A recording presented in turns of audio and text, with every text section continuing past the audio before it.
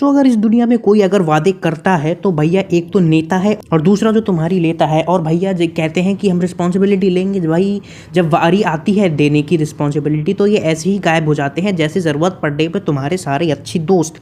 तो भैया ये तो हो गए कुछ।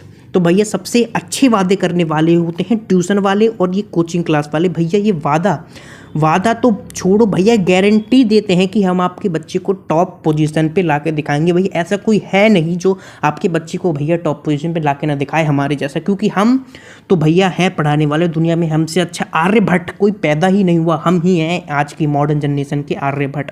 और हम ही आपके बेटे को टॉप पे लेकर जाएंगे और कोई लेकर जा ही नहीं सकता। सब जगह जहाँ जाओ ये एक ही बात लगी रहती है कि भैया हम आपके बेटे को टॉप लाएंगे, टॉप। और भैया क्लास में भी टॉप नहीं, भाई अगर कहीं भी आईआईटी की कोचिंग के लिए भी जाओ और या फिर एमबीबीएस की, क्यों ये कहते हैं कि भैया टॉप कराएंगे टॉप। भैया यहाँ पे पढ़ रहे हैं हज़ारों लाखों बच्चे और टॉप की पोजीशन होती है एक की। मुझे ये बता दो भैया तुम लाख बच्चे को टॉप पे कैसे ला सकते हो? भैया मुझे समझ नहीं आता। ये कहते हैं और भैया मम्मी पापा भी मान जाते हैं और भेज देते हैं टॉप में। और मैं तो भैया छोड़ो, मैं तुम्हें अपनी बात बताता हूँ और मैं बात बताऊँगा आकाश की। आकाश इंस्टीट्यूशन, नाम तो सबसे पहले भैया आकाश, आसमान में उड़ा के रख देंगे तुम्हें, इतने अच्छे पढ़ाते हैं। और भैया ये पढ़ाते भी तो ऐसे हैं, एक तो भैया एक क्लास में ये 5,000 से कम बच्चे तो लेते नहीं है। एक ही क्लास में भाई एक ही सीट पे 3-3 4-4 बच्चे बैठे हुए हैं रगड़ के, और गर्मी में भी बैठे हुए हैं।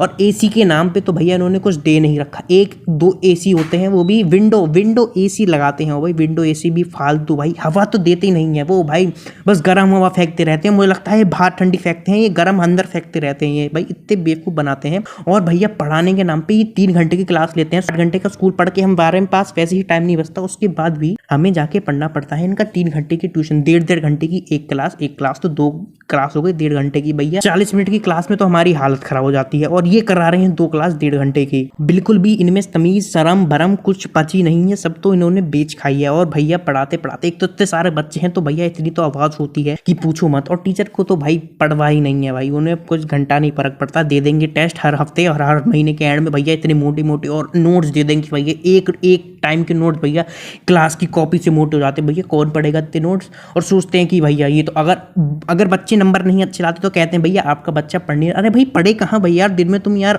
आधे से ज़्यादा दिन तो तुम ले जाते हो। भाई कुछ काम धंधा करे नहीं करे हमें यार अपना, तुम यार पूरे टाइम पढ़ने ले जाते हो। और ये तो मैं बता रहा हूँ जब मैं 9th और 10th में पढ़ता था। तो भैया अगर तुम यार आईआईटी और एमबीबीएस की पढ़ाएंगे तो भैया ये तो तुम्हें मार देंगे। भैया ऐसे ये बिल्कुल बेवकूफ़ हैं ये। और सारी कोचिंग सबको नंबर 1 ही आना है, नंबर 2 पे चाहिए। अरे यार नंबर 2 पे कोई सेटल होता ही नहीं है। हर बार बोलते हैं हम आपके बच्चे को टॉप, अरे यार नहीं टॉप यार, मैं टॉप 1000 में भी आ जाऊँ मेरा भाई काम हो जाता है यार। अच्छा लगता है मुझे टॉप 1000 में। मुझे यार फर्स्ट आने में कोई इतनी भाई वो दौड़ नहीं लगेगी यार, होड़ नहीं है मुझे फर्स्ट ही फर्स्ट आना है। और इन सब लोगों को बिल्कुल भी तमीज़ नहीं है पढ़ाने की। भैया इतना ज़्यादा होमवर्क भी देते हैं यार, काम नहीं है क्या? स्कूल का होमवर्क नहीं है क्या? तुम्हारा भी होमवर्क करते बैठे हैं। और पेपर भी इंपॉर्टेंट है और घर पे मैसेज भेजते हैं। भाई बेवकूफ़ हो गए, घर पे कौन मैसेज भेजता है यार? एक तो पीटीएम की वैसी दिक्कत रहती है इतनी यार, पीटीएम से तो वैसी हालत खराब रहती है।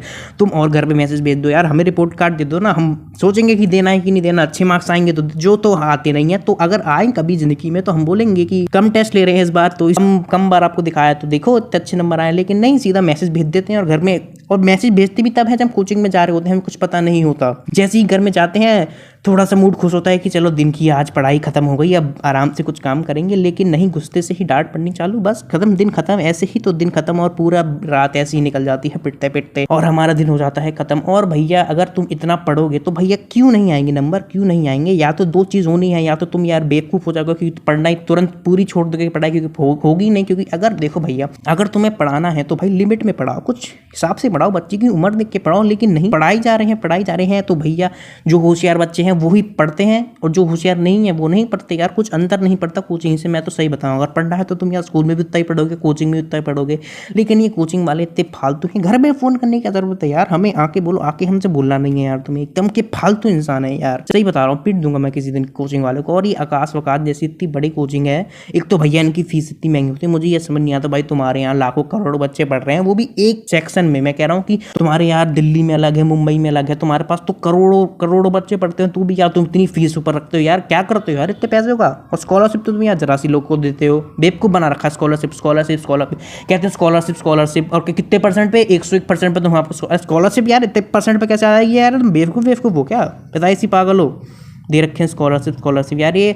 और भैया एक ही बच्चा हर जगह टॉप मार रहा है यार, देखो तो लगा देते हैं हम AI urban AI urban AI urban, हर जगह जाके देखो तो हर कोचिंग वाले ने AI अर्बन निकाल रखा है, एक ही बच्चा लगा रखा है यार। कभी कभार तो कोई और भी लगा देते हैं AI अर्बन में यार, कैसे कुछ भी बेफूस में रखा है क्या। पर तो भैया ये तो भैया इंडियन एजुकेशन सिस्टम का तो एक ही पार्ट है भैया, मैं दूसरा पार्ट बाद में अगर मन बना तो मैं बनाऊंगा इंडियन एजुकेशन सिस्टम में, क्योंकि भैया ये है पूरा खराब एजुकेशन सिस्टम। माना कि भैया वहाँ पे दूसरे देशों में भी बात ज़्यादा पढ़ाई होती है पर वो अपने मन से पढ़ते हैं, उन्हें मज़ा आता है पढ़ने में। यहाँ पे तो भैया सब सत्यानाश गुड़ गोबर कर रखा है इंडियन एजुकेशन सिस्टम का। तो भैया आज की वीडियो के लिए इतना ही, अगर पसंद आए तो लाइक मारो, वरना ठीक है आज के लिए इतना ही। तो until then